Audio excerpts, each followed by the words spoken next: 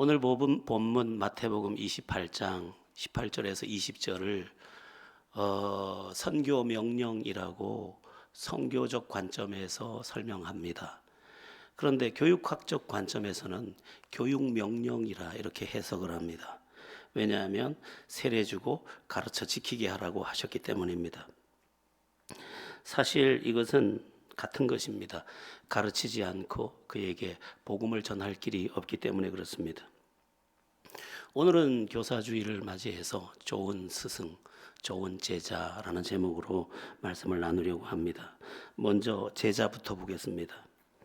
성경이 말하는 제자, 그는 누구냐? 제자를 단어를 세 가지로 구분해 놓았습니다.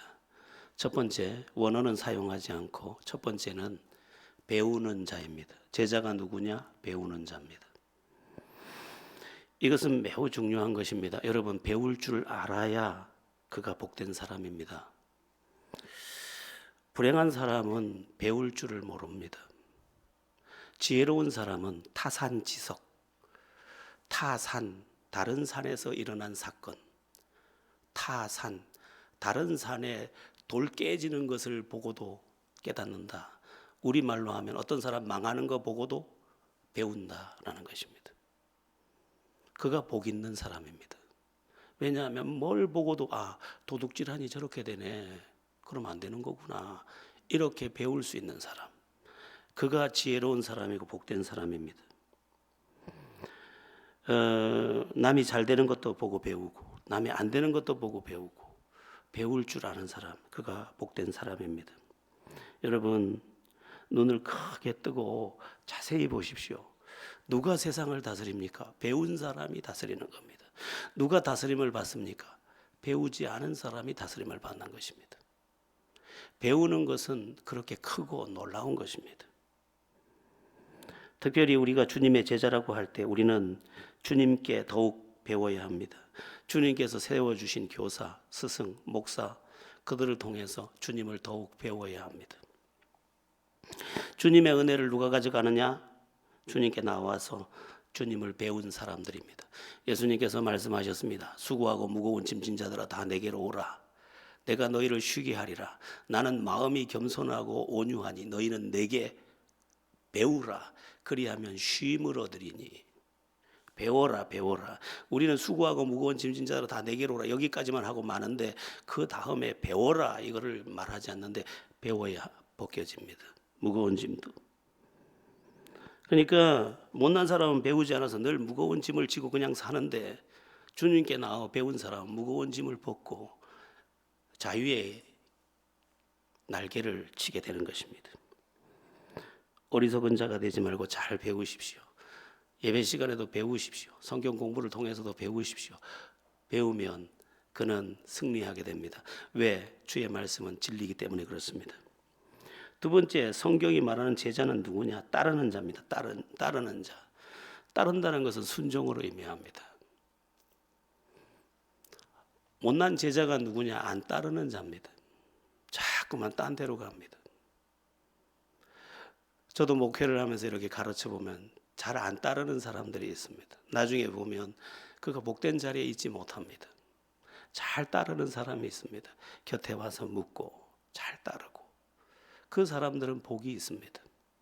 제가 우리 친구들을 이렇게 세월이 지나서 보니까 선생님을 잘 따르고 칠판도 잘 닦고 그렇게 잘 따르던 친구들이 다 뭐가 돼 있더군요.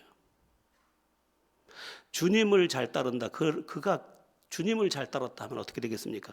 모든 것의 주인 되신 그분을 따랐으므로 그분 안에 부족함이 없는 인생이 될 것입니다.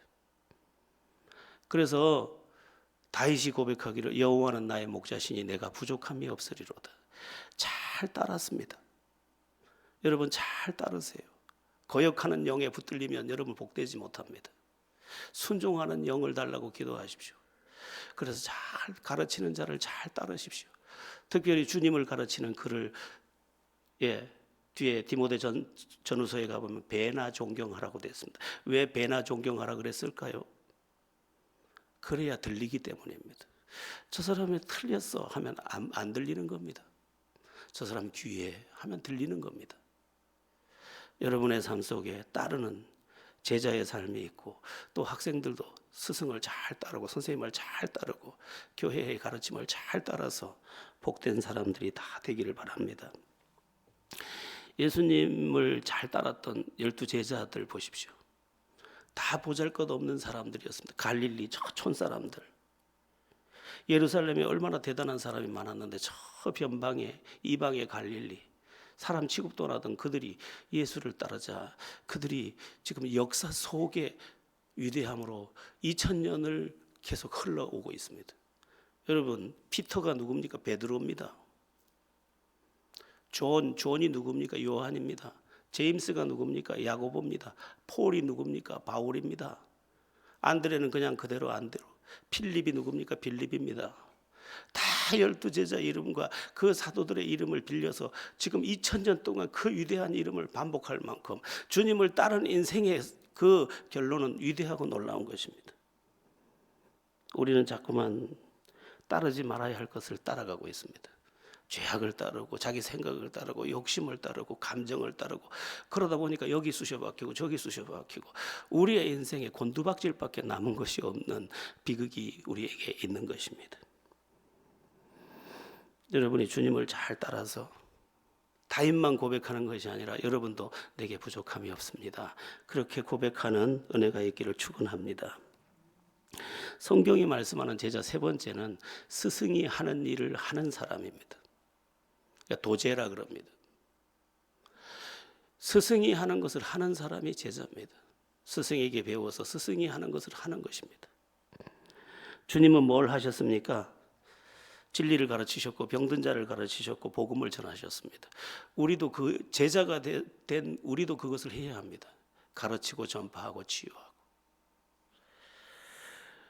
요한복음 13장 14절 15절에서 주님이 이렇게 말씀하셨습니다. 내가 주와 또 선생이 되어 너희 발을 씻었으니 너희도 서로 발을 씻어주는 것이 옳으니라. 내가 너희에게 행한 것 같이 너희도 행하게 하려 하여 본을 보였노라. 네가 내 제자냐? 나처럼 해라. 나처럼 말씀하시는 것입니다. 우리는 스승처럼 해야 합니다. 그리고 우리가 주일학교 교사 또 저는 목사 앞에서 본이 되어야 하는 것이죠. 이게 어려운 것입니다. 뭐 말만 한다면 얼마나 쉽겠습니까? 앞에서 본이 되어야 하기 때문에 매우 어려운 그런 삶이라고 할 수 있습니다. 그런데 지금 전 세계에 주님의 제자가 되어서 주님처럼 사는 많은 사람들이 있습니다. 슈바이처도 주님처럼 살고 싶었고 리빙스턴도 주님처럼 살고 싶었고 아도니람 저드슨도 또 저 유명한 허드슨 테일러도 또 윌리엄 캐리도 존 버년도 다 주님처럼 살고 싶었던 제자들이었고 그들을 통해서 그리스도의 계절이 이 땅에 왔던 것입니다. 우리 아이들이 주님을 진짜 만나서 그렇게 배우고 그렇게 따르고 그렇게 주님의 일을 하는 다음 세대가 됐으면 좋겠고 우리도 주님의 제자니까 주님의 그 하시던 일들을 감당해내는 그런 하나님의 사람들이면 참 좋겠습니다. 그러면 기독교사, 교사는 뭐 기독교사는 또 다르니까요. 기독교 교사 그들은 무엇을 가르칠까? 교사기 때문에 가르쳐야 되는데 무엇을 가르치느냐? 가장 근본적으로는 구원을 가르칩니다. 구원. 인간은 구원받아야 할 존재입니다. 한 번 죽는 것은 사람에게 정하신 것이요 그 후에는 심판이 있으리라. 심판에서 구원, 죽음에서 구원, 또 이 땅을 살아가면서 불행에서 구원, 두려움에서 구원, 또 죄에서 구원, 건져져야 할 존재인데 그 구원을 가르치는 것이 기독교사의 가장 중추적인 사명입니다. 여러분, 우리가 예수 하는데 예수가 왜 그렇게 중요합니까? 예수가 우리 죄를 대신해서 십자가를 지셨고 십자가를 지실 때 당신의 죄 때문에 죽은 것이 아니라 나의 죄를 가져가서 대신 저주를 받으셨기 때문에 그것을 믿는 자마다 죄사함 받고 구원받는다는 이 구원의 진리를 계속 말해주는 것입니다. 안 들릴 거고 안 믿어질 거고 안 깨달아질 수 있는데 성령께서 어느 날 믿어지게 하시면 그것이 믿어지면서 그의 삶에는 새 계절이 시작되게 되는 것입니다. 그가 언제 태어났느냐? 그가 하나님의 사람으로 언제 태어났느냐? 주님 만날 때인 것입니다. 구원의 복음이 실제로 그에게 도착할 때 그는 새 노래를 시작하게 되는 것입니다. 크리스찬들이 왜 찬양하느냐? 내게 있는 간증을 노래하는 것입니다. 우리는 뭐 나를 즐겁게 하려고 노래하는 것이 아닙니다. 사실은 내게 도착한 그 은혜를 지금 노래하는 것입니다. 여러분, 우리는 주님을 배우고 주님을 배워서 주님 안에 있는 구원, 죄사함, 또 모든 불행, 모든 저주, 나의 못난 자아, 나의 옛사람, 나의 상처, 나의 그 못된 악습들 거기서 건져지고 새 인생을 살아내는 그런 은혜를 누려야 할 줄로 믿습니다. 기독교사는 윤리를 가르치지 않습니다. 저도 윤리를 가르치지 않습니다. 윤리는 당연히 우리가 죄사함 받고 구원받고 성령 안에 있으면 당연히 뒤따라오는 것이고, 우리는 도덕 선생이 아닙니다. 우리는 구원을 말합니다. 구원을. 그래서 우리 모두가 구원을 노래할 수 있는 그 가르침 안에 거할 수 있어야 하겠습니다. 우리가 다음 주일에 우리가 사랑하는 가족들을 초대해서 그들과 함께 예배하려고 합니다. 그 이유가 뭡니까? 내가 구원받아야 했듯이 내 딸이 구원받아야 하고, 내 아버지가 구원받아야 하고, 내 형제가 구원받아야 하기 때문에 이 그리스도의 피 묻은 복음을 우리의 가슴에 소중히 간직하였다가 그들의 품에 던져주려고 하는 것입니다. 믿어지고 안 믿어지고는 우리가 할 수 없는 것입니다. 우리는 심었고 아볼로는 물을 주었을 때 열매 맺게 하시는 분은 그리스도이기 때문에 주님께 맡기고 우리의 그 사명만 감당하는 것입니다. 엄마 꼭 와야 돼요. 엄마 꼭 와야 돼요. 아빠 꼭 와야 돼요. 왜냐하면 여기에 죽어도 안심할 수 있는 구원이 있기 때문에 그렇습니다. 제가 어느 날 새벽 기도를 하다가 아버지의 얼굴을 내 앞에 큰 액자처럼 아버지 얼굴이 서 있는 것을 봤습니다. 우리 아버지는 예수를 구세주로 받아들이지 않았고 아무리 말해도 안 믿어진다고 하셨고, 근데 그 아침은 저에게 너무너무 사무치는 시간이었습니다. 제가 일찍 집으로 들어가서 집사람에게 이야기했습니다. 여보, 내가 집에 좀 평창, 강원도 좀 다녀올게요. 아버지가 난 걸려서 난 도대체 살 수가 없어요. 그러고는 올라갔습니다. 그때 원주 세브란스 병원에 입원해 계셨고, 저는 올라가서 이렇게 말했습니다. 아버지는 저를 기르느라고 정말 온 힘을 다하셨죠. 아들 된 저는 아버지를 위해 오늘 온 힘을 다해야 합니다. 아버지는 모든 것을 나에게 다 줬습니다. 이제 이 아들은 아버지에게 나의 모든 것을 줄 겁니다. 아버지, 내일 아침에 돌아가셔도 괜찮을 그 구원에 대해서 난 말해야 돼요. 아버지, 똑바로 들으시고 똑바로 대답하세요. 나의 최고의 불효는 아버지에게 전도 못한 거예요. 아버지 구원받지 못한 장례식은 난 치를 수가 없어요. 그래서 아버지가 내 낯빛이 다르고 내 목소리가 다르니까 그 지친 몸으로 일어나서 앉고, 일어나 앉은 아버지를 붙잡고 그냥 성령을 의지해서 3시간 4시간을 복음을 전했습니다. 쉬지도 않고 복음을 전했습니다. 한 4시간쯤 전했을까 아버지가 믿을란다, 믿어진다. 진짜지요? 진짜요. 그게 우리 형제들 5남매가 다 강원도 삽니다. 다 전화를 했습니다. 다 올라와라. 아버지 지금 할 말이 있으시단다. 다 올라왔습니다. 제가 장남이기 때문에 다 올라왔어요. 아버지 지금 5남매 다 모였습니다. 아버지 지금 조금 전에 큰아들한테 했던 그 고백을 지금 여기서 다 해야 됩니다. 애들이 증인입니다. 아버지 예수님 구세주로 믿어요. 그러니까 믿는다. 그런데 저도 우리 아버지는 아닌 거를 아니라고 하는 분이시거든. 진짜 아닌 건 아니라고 해요. 근데 그러기 전에 저에게 환상이 있었습니다. 제가 먼 서류를 띄기 위해서 친구 목사님 교회에 갔을 때 그 예배당에 탁 앉았는데 저 깊은 구덩이에서 우리 아버지가 안개꽃 같은 꽃을 들고 올라오는 것을 봤습니다. 저는 그것을 보면서 우리 아버지가 이제 돌아가시는가, 그 환상인가 했습니다. 그런데 그날 복음을 전하다가 알았습니다. 우리 아버지가 저 구덩이, 죽음의 구덩이에서 지금 올라오고 계셨었구나. 그리고 그날 영접을 하고, 그리고 마침 후배가 목회하는 교회에 연결을 해서 교회에 출석하게 됐고, 지금은 귀가 들리지 않으셔서 그러고 나서 몇 년이 지났는데 교회를 출석하지 못하고 저러게 운신을 못 하십니다. 그러나 돌아가셔도 갈 곳이 계시기에 내 눈물 너머에 그 구원의 아득함들과 다시 내가 새하늘과 새 땅에서 내 아버지를 만나고 내 그 무거운 짐을 벗은 그분을 안을 그날을 기약하면서 나는 무겁지 않은 오늘을 살 수 있고 그분의 장례도 내가 집례할 수 있을 듯 싶습니다. 내가 내 아들을 결혼식을 집례했듯이 우리 아버지 장례식을 내가 집례할까 합니다. 네. 천국에서 만나보자 그날 아침 거기서 난 그렇게 찬양하면서 내가 우리 아버지의 장례식을 집례할 수 있을 것 같습니다. 여러분, 우리가 예수 믿으라고 전도하는 거 시시한 이야기 같습니까? 그렇지 않습니다. 저 인생 전체를 영원한 생명의 나라로 옮기는 일입니다. 마지막 우리에게 남은 최고의 과제, 우리 가족 구원하는 겁니다. 우리 예수님께서 마가복음 1장 38절에서 이런 말씀을 하셨습니다. 그날 피곤한 날인데 우리가 다른 가까운 마을들로 가자. 거기서도 전도하리니 내가 이를 위하여 왔노라. 나 이 땅에 왜 온지 아니? 전도하러 왔어. 영혼 구원하러 왔다니까. 예수님 말씀입니다. 여러분, 우리 교사들도 아이들에게 다른 거 뭐 엄청난 지식을 자꾸 전하려고 애쓰는데 그거 다 아무것도 아닙니다.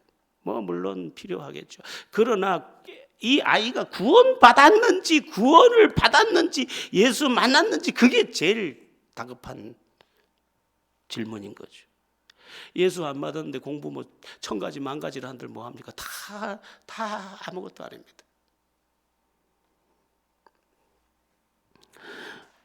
저는 제자들 교회 안에 구원을 모르는 이가 아무도 없었으면 좋겠습니다. 우리 다음 세대들이 예수를 모르는 다음 세대가 아무도 없었으면 좋겠습니다. 구원의 강물이 그 가슴에 흘렀으면 좋겠습니다. 모두 그렇게 되기를, 또 우리의 주일학교 학생들에게도 그런 은혜가 있기를 예수의 이름으로 축원합니다. 교사는 또 무엇을 가르치느냐? 이것은 이제 그 다음 페이지입니다. 죄의 무서움을 가르쳐야 합니다. 죄의 무서움. 이 시대의 가장 큰 심각한 문제는 성경은 어리석은 자는 죄를 심상히 여긴다고 되어 있습니다. 어리석은 자는 죄를 가볍게 여긴다는 거예요. 죄가 얼마나 무서운데 죄를 어리석은 자는 가볍게 여긴다는 거예요. 제가 성경 여러 곳에서 이 죄의 무서움을 찾다가 너무 많아서 지금 30몇 가지를 찾아놨다가 10가지만 지금 이야기를 할 겁니다. 죄가 얼마나 무서운지 모릅니다. 그래서 마귀는 우리를 자꾸 죄에 빠뜨리려고 합니다. 죄의 유혹을 하는 것입니다. 성공시켜 놓고 죄에 빠뜨려 버리는 거예요. 그거 다 되게 해놓고 죄에 빠뜨려 버리는 거예요. 역대하 25장 4절에 보면 오직 각 사람은 자기의 죄로 인하여 죽을 것이니라. 죄가 그 사람 죽인다 이 말입니다. 죄가 그 사람 죽여버립니다. 그래서 죄는 모양이라도 버리라고 말씀하는 겁니다. 욥기 21장 19절에서는 하나님이 그의 죄악을 쌓아두셨다가 그 자손에게 갚으신다 말씀하셨습니다. 민수기 14장 18절에 똑같은 말씀인데 죄악을 자식에게 갚아 3, 4대까지 이르게 하리라. 네 죄 네한테 안 갚으면 3, 4대 동안 다 갚아버릴게 내가. 하나님 그렇게 말씀하셨습니다. 어떤 사람은 믿음을 심어서 대대로 복을 받습니다. 우리 분당 우리 교회 이찬수 목사님 같은 분, 그 아버지 목사님이 그렇게 고생하면서 금식 기도하다가 아들 목사를 위해서 금식 기도하다가 돌아가셨지 않습니까? 그런데 1000대까지 은혜를 주신다고. 그 교회는 막 나눠주고 교회를 20교회나 나눠주고 막 나눠줘도 계속 몰려오는 거예요. 왜? 하나님이 그렇게 갚으시는 거예요. 대를 물려서. 나는 우리 아버지가 왜 목회를 안 하셨나 모르겠어요. 대를 물려서.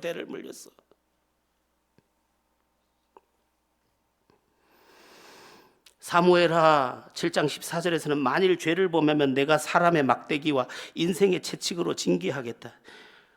내가 죄를 지으면 나를 고달프게 하는 사람들이 많이 생긴다는 거예요.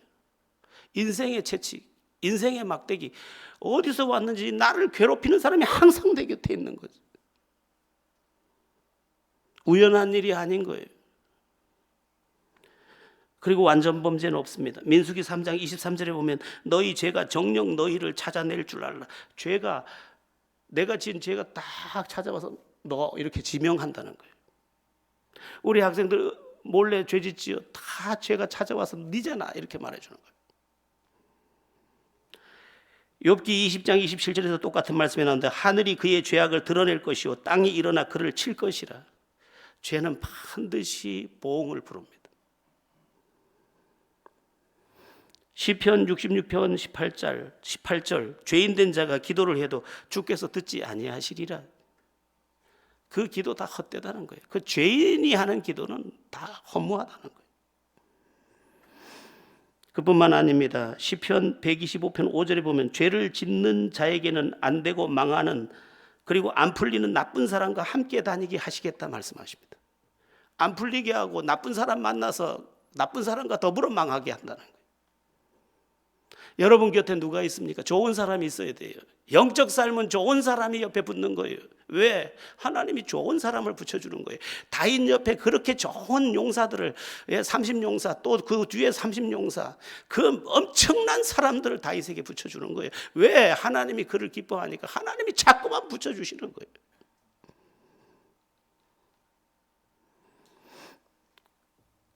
그뿐만 아닙니다. 예레미야 5장 25절에서 너희 죄가 너희에게 오는 좋은 것을 다 막았느니라. 좋은 게 다 가로막혀요. 여러분 죄 짓지 마세요. 뭐 죄도 여러 가지예요.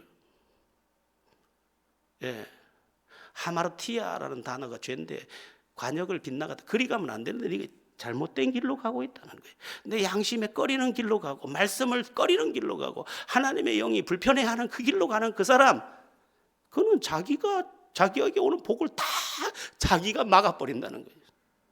아니 복이 와도 신통차를 파네. 복을 다 지가 막는 거죠. 예레미야 17장 3절 죄로 인하여 재산과 모든 보물을 도적질 당하고 노략을 당하게 된다라고 했습니다. 죄인된 사람은 그 없는 것도 다 뺏긴다는 거예요. 죄가 얼마나 무섭습니까? 시편 1편 1절에 보면 복 있는 사람은 악인의 길을 쫓지 않고 죄인의 길에 서지 않고 오만한 자의 자리에 앉지 않는다. 절대 죄인이 되지 않는다는 거예요. 복 있는 사람은 죄인이 안 되려고 한다는 거예요. 여호와의 율법을 주야로 묵상하면서 말씀 안에서 살아간다. 그거 복 있는 사람이라는 거예요. 여러분 영이 불편하면 안 됩니다. 항상 기뻐하라 쉬지 말고 기도하라 범사에 감사하라 이는 그리스도 예수 안에 있는 너희를 향한 하나님의 뜻이니라. 성령을 소멸치 말며. 그 성령을 소멸치 말며의 그 네 번째 목록이 뭐냐? 죄 지으면 성령 소멸됩니다. 은혜 없어요. 그냥 은혜 있는 척 하는 거예요. 종교생활, 종교놀이도 꽤 재밌거든요. 결정적인 말씀 로마서 6장 23절 죄의 삭은 사망이라. 너 죽어, 너 망해, 너 끝장이야. 죄가 그렇다는 거예요. 그래서 죄가 내게 없는지, 여러분 태도로 죄를 짓는 수도 있고 무관심으로 죄를 짓는 것도 있고 입술로 짓는 죄도 있고 어마어마한 많은 죄가 있습니다. 거역하는 것은 사술의 죄와 같고 뭐 그거 안 하고 거역했는데 그게 무슨 죄일까 싶지만 사술의 죄와 같아. 그 우상 숭배하고 똑같다는 거예요.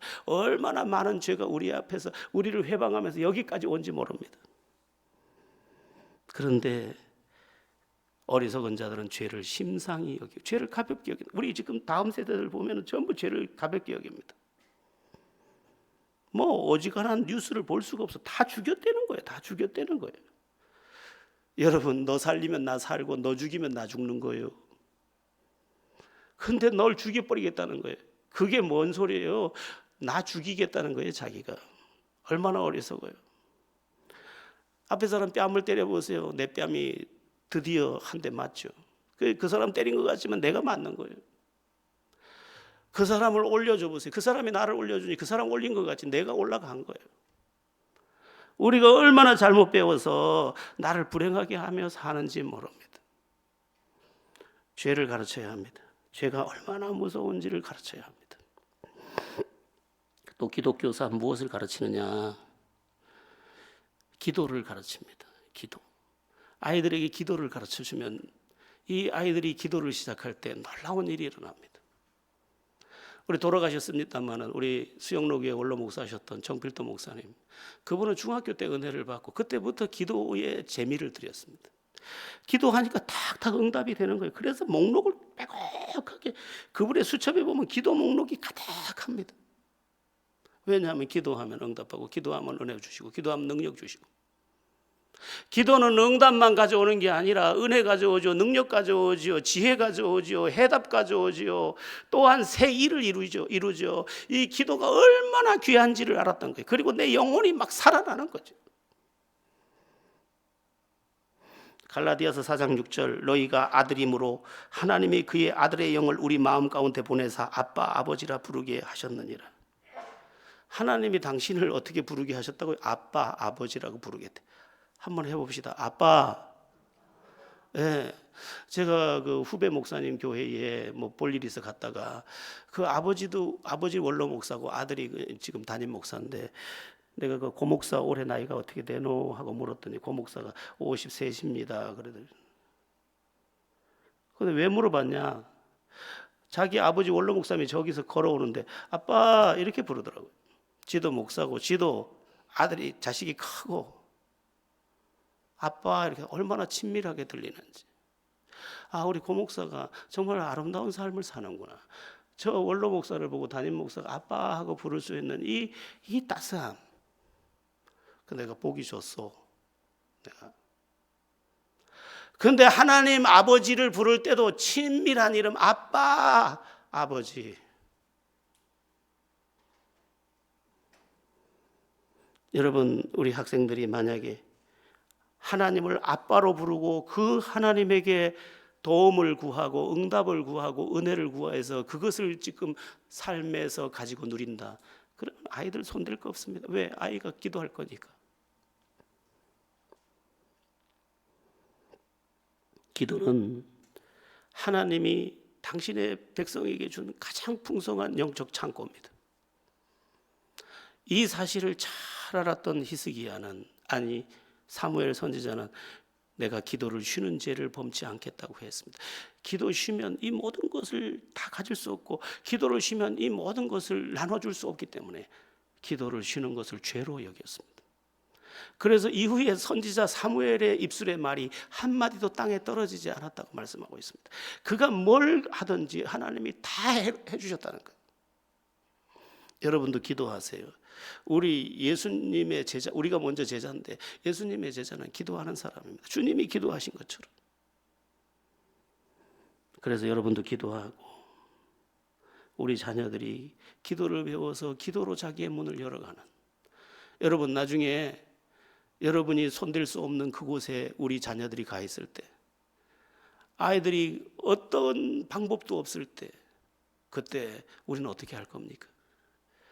그런데 이 아이가 기도할 줄 알아요. 하나님 아버지께 나가, 아빠 아버지, 앞이 캄캄합니다.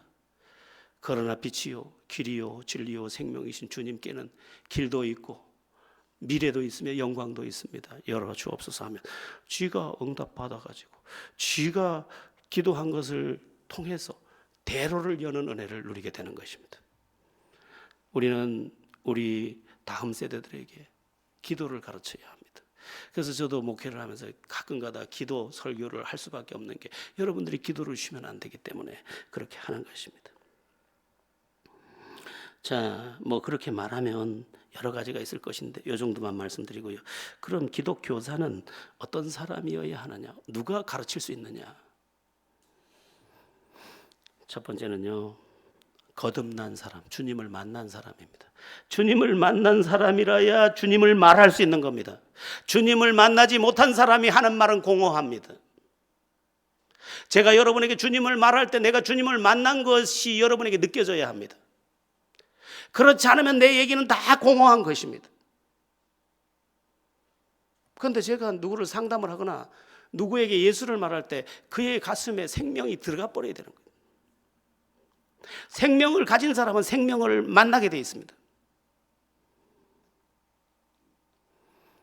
유리한 교사 중에 교사, 사도 바울은 주님을 정면으로 만났습니다.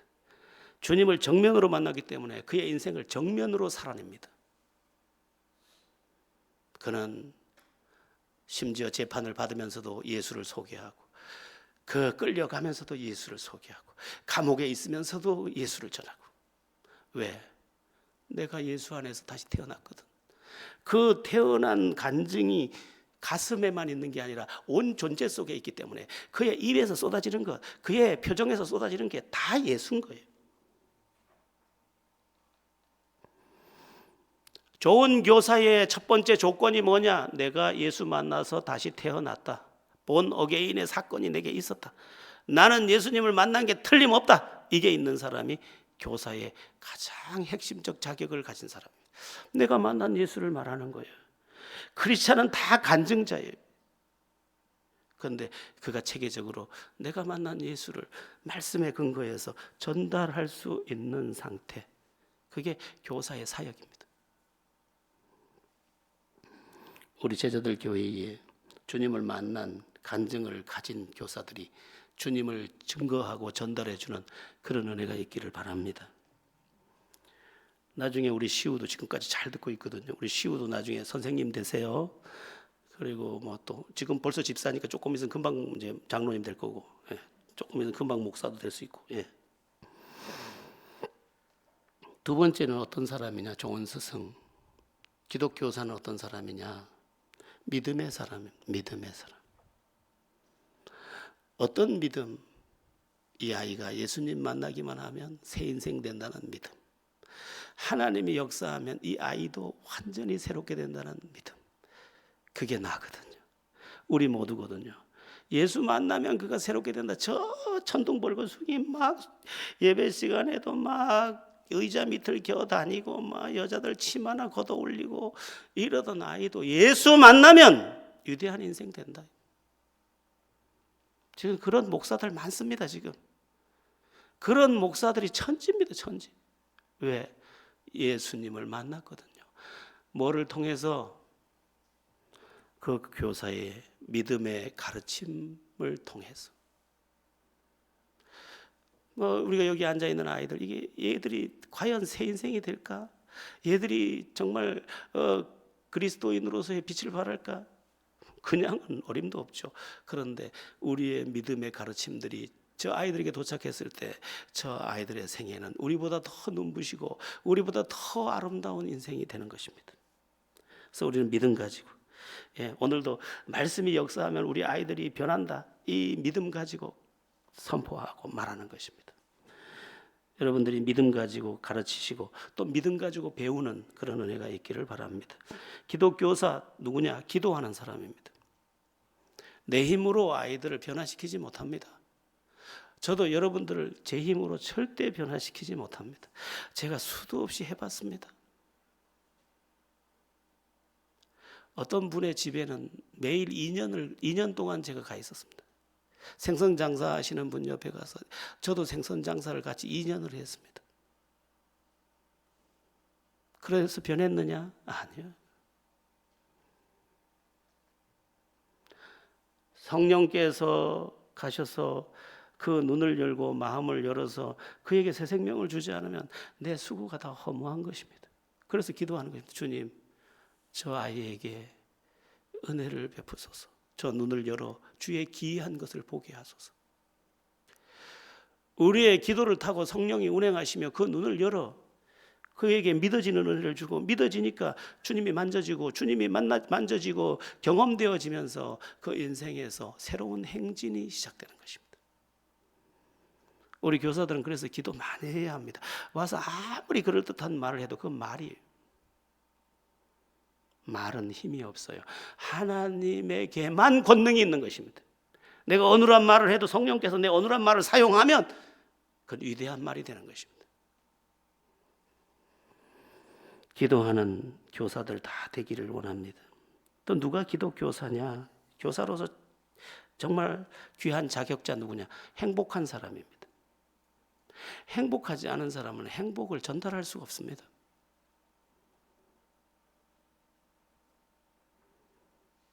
행복한 전달자. 그래서 내가 통로로서 미소라는 통로와 행복이라는 통로 속에 그리스도의 복음을 담아서 마치 수도 관로처럼 나를 통해서 생명의 물을 전달해 주는 것입니다. 그냥 아무것도 아니야. 그 사람은 늘 웃었어요.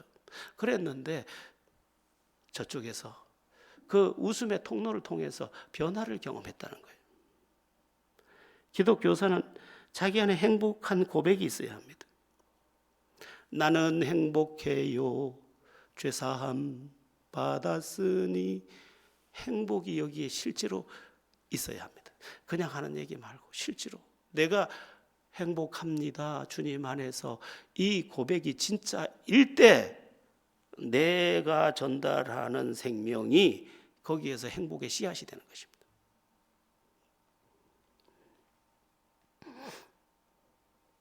기독교사 제가 7가지를 다 말하면 돌아가시니까 마지막 하나만. 사랑의 사람입니다. 사랑의 사람. 제가 오늘 아침에 여기 와서 기도하면서 이 설교 마지막 이 내용을 두고 주님 나는 사랑의 사람입니까? 계속 질문하니까 점수가 많이 안 나와요.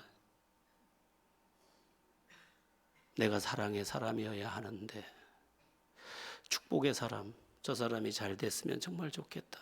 그래서 제가 오늘 아침에 글을 하나 써가지고 페이스북에 올려놓고 왔는데, 제가 초등학교 2학년 때인지 3학년 때인지 친구를 따라서 교회를 갔습니다. 12월이 되기 전에 한 11월쯤에 막 살얼음이 막 얼었는데 그 친구를 따라 허겁지겁 아버지 몰래 교회를 가야 되니까 막 뒤로 도망가서 이제 교회를 가다 보니까 그 물 고여 있는 도랑에 그만 발이 빠지고 말았습니다. 그래도 교회 가면 공책도 주고 연필도 주고 또 지도 선물 받으면 반은 놔준다 하고 막. 그래서 막 또 교회를 내가 마음에 그리워했고, 그래서 교회를 가다가 도랑에 푹 빠져버렸어요, 제가.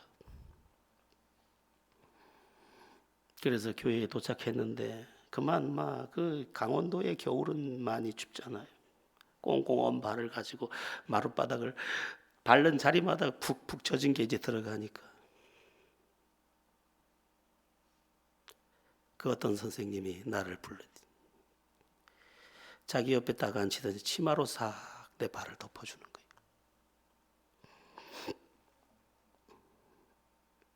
거예요. 다 동네 사람들이 다 알아요. 내가 누군지. 근데 그날 덮어줬던 치맛자락이 제 평생 잊혀지지 않을 줄 저는 몰랐습니다. 지금도 그 긴 치마, 예전에는 여자들이 전부 발을 가리는 게 예의니까 자기 발을 덮을 것을 덮어서 내 발을 딱 덮어놓고 이렇게 수줍은 나를 이렇게 안고 예배가 끝나도록 지켜줬던. 그래서 제가 교회에 대한 그리움이 저 깊어졌는지 모릅니다. 교회가 이렇게 따뜻하구나. 교회가 이런 곳이네. 나도 내가 어른이 되면 교회를 가봐야지. 이런 생각을 했습니다. 제가 전도사가 돼가지고 시골에서 어느 수요일에 이제 어렸을 때 그 교회를 갔습니다. 수요 예배가 있으니까. 근데 예배가 다 끝나고 나오는데 제 주일학교를 담임했던 그 선생님, 그 권사님이 반백이 다 되신 분이 손을 탁 와서 잡으면서 고마워요. 내가 평생 기도했는데 전도사님이 돼주셔서. 그렇게 말하는 거예요. 그 집에 바보 딸이 하나 있는데 그 바보 딸이 나보다 나이가 1살 많아요. 그 딸 때문에 매일 기도하면서 이상하게 내 기도가 매일 나오더라는 거예요. 그날 물에 빠져간 이후 그날부터 평생 기도했는데 이렇게 훌륭한 전도사님이 되셨네요 하고 나를 붙잡고 기다리고 있다가 나를 붙잡고 그만 내가 눈물을 쏟았어요. 내가 그냥 믿은 게 아니었구나. 이래서 내가 그냥 단번에 믿어졌구나. 가자마자 주님이 나를 안아버렸구나. 그때 알게 된 것입니다. 자, 말이 많았습니다. 사랑의 교사가 되십시오. 저도 가르치는 자리에 있으니까 더욱더욱 사랑의 사람이 되도록 기도하겠습니다. 그리하여 사랑의 계절이 얼어 있는 우리 아이들의 마음도 녹이고 이 삭막한 세상도 물리치고 향기 나는 그리스도의 계절을 열어갈 수 있었으면 좋겠습니다. 좋은 제자, 좋은 스승, 좋은 스승, 좋은 제자, 거기에 행복은 피어날 것입니다. 잘 깨닫기를 예수 이름으로 축원합니다.